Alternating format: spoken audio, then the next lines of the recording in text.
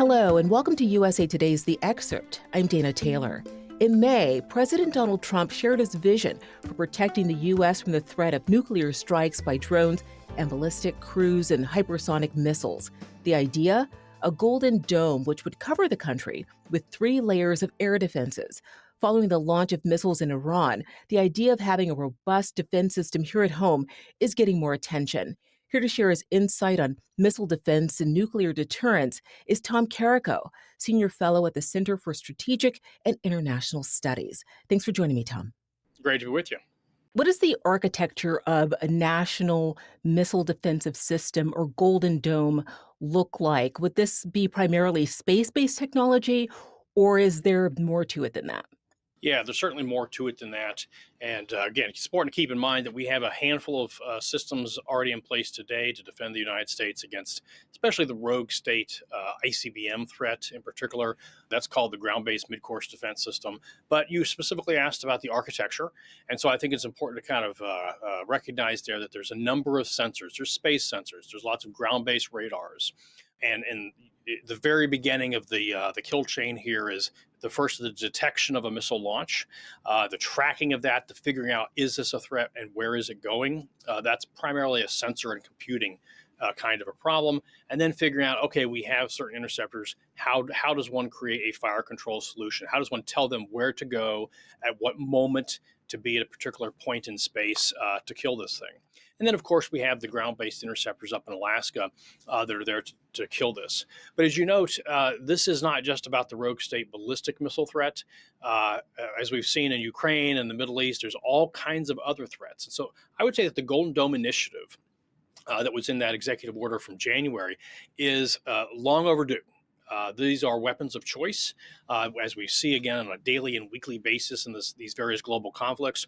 And so the cruise missiles, the forthcoming and really the present hypersonic missile threats, and other things, perhaps space-to-ground fires.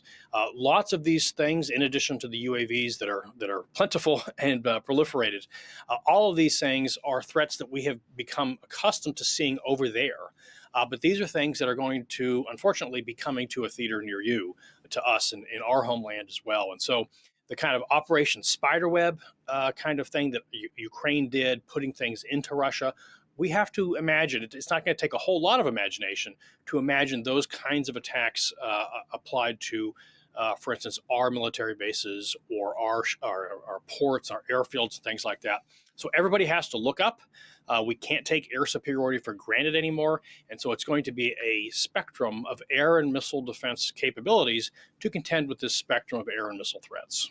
I was going to ask, are there specific current or projected threats that justify the need for a Golden Dome missile shield? I think we see them in the headlines every day. The very robust, say, Russian and Chinese, first and foremost, cruise missile threats, ballistic missile threats. Why are we concerned about them? Why can't we just rely upon nuclear deterrence?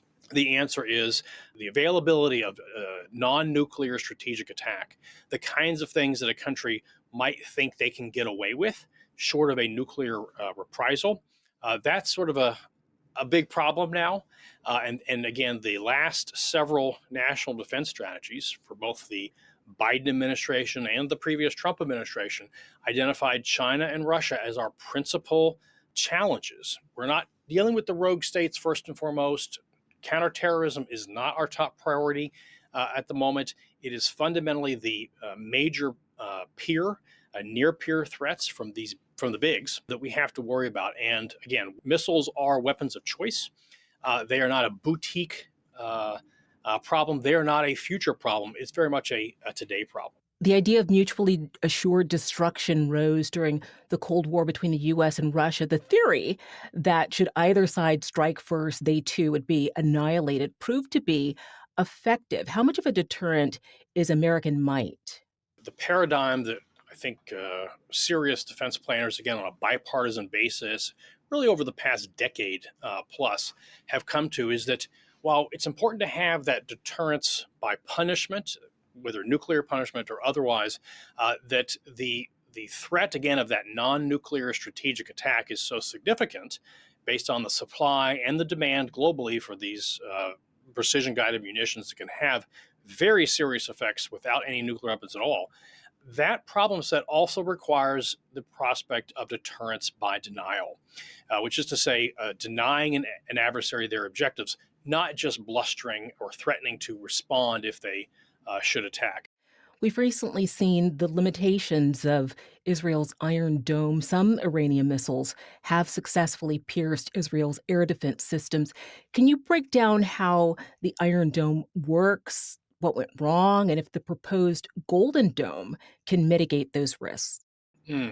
So I think you're probably talking about the many hundreds of missiles that have been coming in to Israel in the first instance over the past week, but also, of course, those really big attacks on April 14 and in October of 2024. No weapon system is perfect. No weapon system is non-finite in its capacity and its numbers. And so I think the beginning of wisdom here is to recognize that there will always be a leaker. That's just in the nature of things. There's no perfect tactical aircraft. There's no perfect sidearm that is not going to fail occasionally. What I would say actually is that in the 400 or so ballistic missiles that have been fired in the last week, here in June of 2025, it's been remarkably good shooting. It's been astonishing to me that so few have gotten through.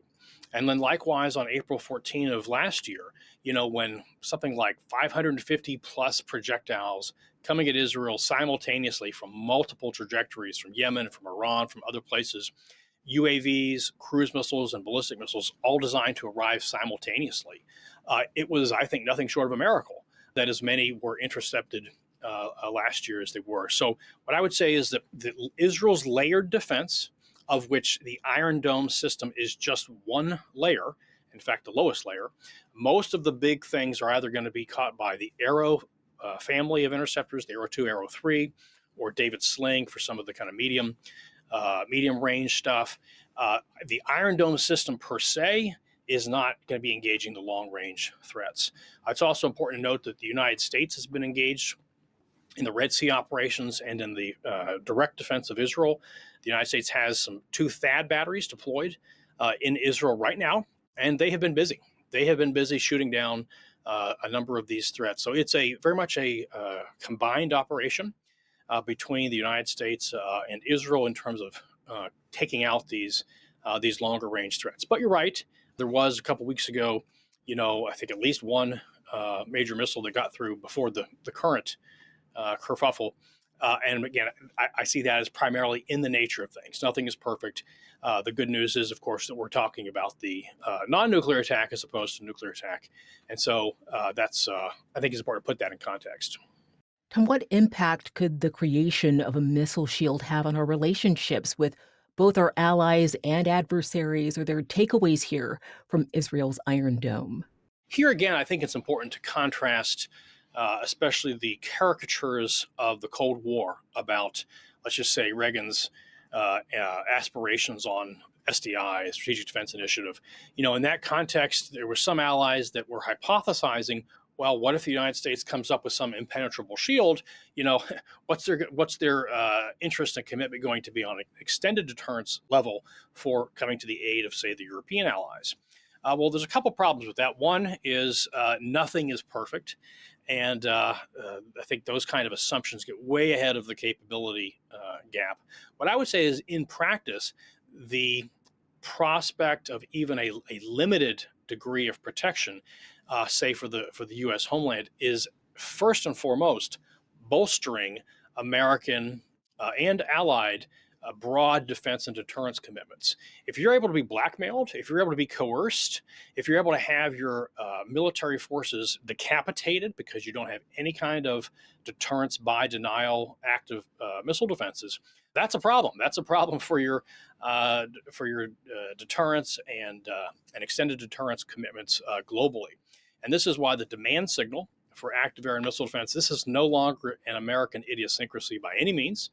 Putting, in addition to kind of the Russian and the Chinese significant investments here, just take a look at what all of our allies are doing. There's a massive rush for air and missile defense capability in Europe, led by Germany, called the Sky Shield Initiative.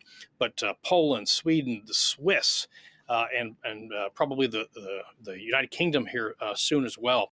So it's not an American idiosyncrasy. Everybody kind of realizes that you need to have some kind of defense, albeit limited, to slow things down, because ultimately it contributes to deterrence. It contributes to nuclear deterrence and contributes to conventional deterrence, so that the bad guys don't get an idea pop into their head that they can come up with something like a fait accompli and get away with it very easily. So it raises the threshold for aggression by making it harder for them to do something at a lower level. As you know, the president has set an ambitious timeline. Trump has said the system, quote, should be fully operational before the end of my term, end quote, which would be in 2029. Is that realistic? Here's where I am going to make a comparison to SDI and to Reagan, which was that Reagan said that this is something that might not be accomplished in his lifetime. And yea, verily, we're over 40 years later now, and it has yielded very significant results, but it has taken time. So I think that it's important to see the Golden Dome initiative not as a program, not as a system, but rather as an umbrella for a lot of initiatives and a lot of efforts to get after these various weapons of choice.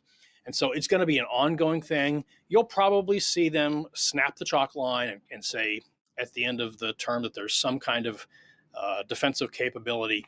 Some things can be accomplished in the near term. I think they will be, but there's going to be a lot of things that are going to take longer, and that's okay. I want to turn now to the price tag. In May, a report from the nonpartisan Congressional Budget Office estimated that a bare bones version capable of intercepting one or two ballistic missiles would cost at least $161 billion over 2 decades. How much might a fully realized Golden Dome cost? And do you see this as a good allocation of available defense spending? So I think it's real important to understand what the Congressional Budget Office report did and what it didn't do. They were not tasked to cost the Golden Dome initiative at all. What they were asked to do by Congress was to update a previous estimate of what a particular set of assumptions for space-based interceptors might be. And so that is a particular component, a particular piece of a potential future architecture for Golden Dome. There's a number of different assumptions in terms of what the interceptors will cost and all that. The only variable that they updated on that was the launch cost. And the good news is that launch costs have come down dramatically for space. That's why you see thousands of Starlink satellites and lots of other companies, Amazon, et cetera, that have thousands of satellites. And so that's the number, that's the scope that one might need for a space-based interceptor layer, an overlayer, as it were, for the other things. But I think it's real important to understand what those numbers are and what they're not, and that's probably not the best guide to what we're going to be spending on this. The president said in his Oval Office remarks, he threw out the number 175 billion. But the question is, over how many years? That could be over 10 years. It could be over, if it was over 5 years, that would be $35 billion a year. And it just kind of depends on what is being counted and what is not. So I think it's real important to take a look at what Congress is actually authorizing and appropriating, and not kind of, I would say, pie in the sky numbers that don't necessarily correspond with reality. The good news is you can do a lot for $35 billion a year. 25 billion is the number that's in the reconciliation bill working its way through Congress, and you can do a lot for that to address all these disparate kinds of threats, and frankly, we should be. Finally, we live in a world with increasing threats running the gamut from pandemics to foreign disinformation campaigns. Do you have any concerns that a Golden Dome may give Americans a false sense of security? First of all, we're not going to be able to defend everything, and it's going to require senior military and political leaders to be upfront about the fact that the threat is so wicked, the threat is so difficult, that you're not going to have a perfect Astrodome to defend everything. And it's about picking and having a sort of preferential defense. Think about the Super Bowl. Every year, the Super Bowl gets a special bubble of air defense over it. And I think what I would say is that where we're heading is a handful of domes over a handful of places, persistent throughout the year, as opposed to just for the big game. So keeping expectations in check is going to be important. And again, as we see on a daily and weekly basis in the headlines, these are weapons of choice. These are what our adversaries and frankly we reach for first in a conflict is long-range standoff capability. And so I think understanding that is going to help to make sure that we don't have a false sense of security because it's a tough world. It's good to have you on the excerpt, Tom. Thank you. Thank you.